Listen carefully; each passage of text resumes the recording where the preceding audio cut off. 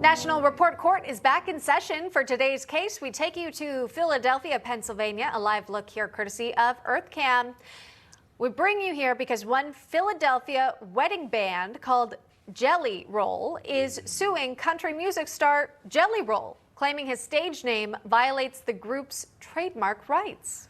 Attorneys for the group arguing that Jelly Roll's increasing popularity has flooded the market with his name, making it difficult for prospective clients to find the long-loved Philadelphia band, both named Jelly Roll. Just one has a space in it, the other does not.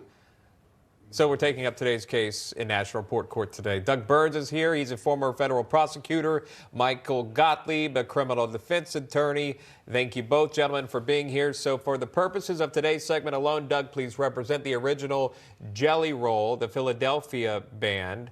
And Michael will defend country singer Jelly Roll, whose real name is Jason Deford, which I'm confused on, DeFord. I'm confused on which one has a space in it. But one of them does. The band does not have a space. Okay, even though, okay, the band does not have a space, so they're Jelly Roll. Oh, got it. All right, the band claims they obtained a trademark back in 2010. It was most recently renewed in 2019.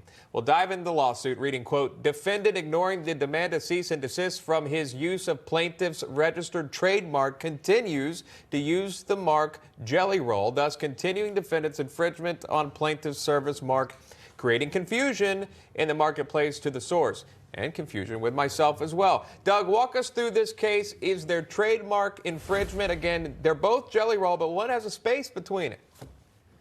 Well, you know, Jelly Roll is suing Jelly Roll. You're right. That's a little confusing. But joking aside, this cover band obtained trademark registration in 2010, as you said, Sean. They renewed it in 2019. Which will last until 2029. And the claim is under what we call the Lanham Act, trademark infringement. And the plaintiff has to establish that there's an unauthorized use of a registered mark, likely, interesting word there, not definitively, likely to cause confusion. So the point is, if they can prove that they had registered their mark, Jelly Roll, the name of the band, all the way back in 2010, and that this artist is using that mark in an unauthorized way, and it's likely to cause confusion. Those are the bare bones elements of the case, and if they can establish that, they have a pretty good case.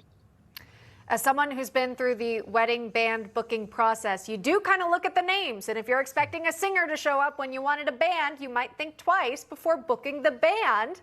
Michael, talk to me about the defense here. No formal statement from Jelly Roll, the singer, but he said in the past that his mom used to call him that growing up.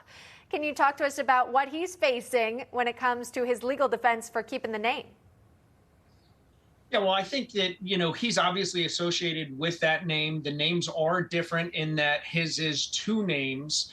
And I personally see this as more of a nuisance suit. They're trying, this is the best advertising they could possibly get in the world. I Googled them twice yesterday, the band, on two different devices and spelled their name different ways, and they came up first. So I'm not certain that their suit has any viability because there was no confusion finding them. I put them in as Jelly Roll, one word, Pennsylvania band, they came up, and I put them as Jelly Roll, two words, wedding band, Pennsylvania, and they came up first. So I see it as a nuisance suit and a money grab all day long. All right, interesting because it points to this next part in the lawsuit that states, quote, prior to the defendant's recent rise in notoriety, a search of the name of Jelly Roll on most search engines, and particularly Google, returned references to the plaintiff. Now, any such search on Google returns multiple references to defendant, perhaps as many as 18 to 20 references before any reference to plaintiff's 18 to 20 references before any reference to plaintiff's entertainment dance band known as Jelly Roll can be found.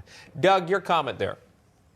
Well, I think Michael makes a good point, obviously, in terms of in a courtroom, which is that, you know, the names are technically different. But under the umbrella of likely to confuse, I think the average person could easily be confused is the argument, notwithstanding that there may be a space here or a space there. So again, I think two things determine this lawsuit. Number one is the likeliness to confuse, and then number two is going to be the chronology. In other words, the band got the trademark in 2010. The question is going to be, how far along was the solo artist at that point? That's going to be a big point of contention in the litigation. Not to mention the countersuit brought on by the food group Jelly Rolls, which are now taking issue. All kidding aside.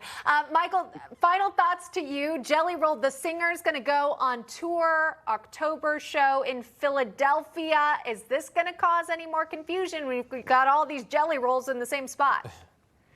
Again, I really don't see it as causing any confusion. I did a simple search. When you use their name and you put wedding band, it comes right up. And most people get bands, as you said. And I've been married. You ask your friends and other people for recommendations. Maybe if you're just putting in Jelly Roll music, the artist, the country singer artist comes up first. But again, I don't think it's causing any confusion. And I think you can't buy the kind of publicity they're getting now. They probably owe him for that. All right. Great arguments, attorneys. Doug and Michael, please stand by. Wanted to welcome in now attorney John Jordan. He's been listening in behind the scenes to these great arguments. He's going to play judge and jury in this case. John, where do you land on this one? Well, both sides make good points. Confusion is a big part of it, Emma. But trademarks are a very specific thing. And under the Lanham Act, courts wanted to have marks be as narrow as possible so that people can't basically clog up or trademark up the English language. So in this case, the exact spelling, in some cases, even the font matters when you trademark something. So I think, in addition to the likelihood of confusion to both gentlemen's points, but I think the dispositive point is going to be the specific spelling. You can't kind of spell something different, especially if it's kind of a generic term, and then try to defend that mark successfully. All right, so they both get to keep the name, John? Yes. All right, there we go. Gentlemen, thanks for coming on today. Doug, Michael, and John. National Report Court is adjourned. Book your tickets and book your band. Everyone wins.